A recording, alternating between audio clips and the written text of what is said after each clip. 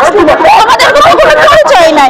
আমি হচ্ছে ঢাকায় আসছি নভেম্বর মাসের প্রথমে, তো আমাদের প্রথমে ভর্তি হওয়ার কথা ছিল অক্টোবর মাসে, তো অক্টোবর মাসের 12 তারিখে ওটা চেঞ্জ করে দেওয়া হলো যে নভেম্বরের হচ্ছে 15 তারিখ পর্যন্ত পরীক্ষা চলবে, অক্টোবরের 30 তারিখ থেকে নভেম্বরের 15 তারিখ পর্যন্ত। যখন আমরা আসলাম তখন আবার নোটিশ চেঞ্জ করে বলা হলো যে নভেম্বরের 16 তারিখে পরীক্ষা হবে।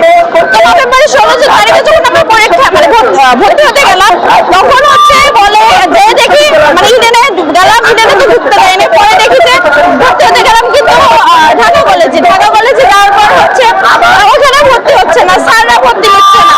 তো ওইখানে একটু কর্মসূচি হয়েছিল যে অনেক অভিভাবক ছিল, তাদের সবাই সবকিছু প্রকাশ করলো যে আসলে এত হয়রানি তো উচিত না, যে আমরা 11,000 স্টুডেন্ট প্রত্যেকদিন আসবো, এক একদিনের নোটিশ চেঞ্জ হবে। তারপরে বললো যে অধ্যক্ষ ইলিয়াস স্যার বললো যে তোমাদের ভর্তি নেওয়া হবে। তারপর 19 তারিখে আমাদের ভর্তি নেওয়া হলো। বলা হয়েছিল যে 30 তারিখে ক্লাস শুরু হবে।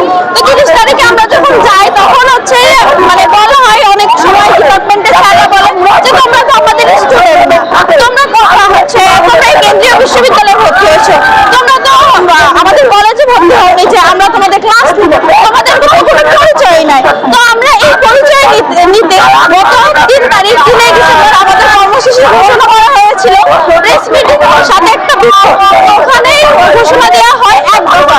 তো আমরা এখানে আসছি শুধুমাত্র অধ্যাদেশের জন্য, আমাদের অন্য কোনো কিছু লাগবে না, শুধু অধ্যাদেশ পেয়ে গেলে আমরা এখান থেকে চলে যাবো, অধ্যাদেশ না পেলে আমরা এখানে অবস্থান করবো।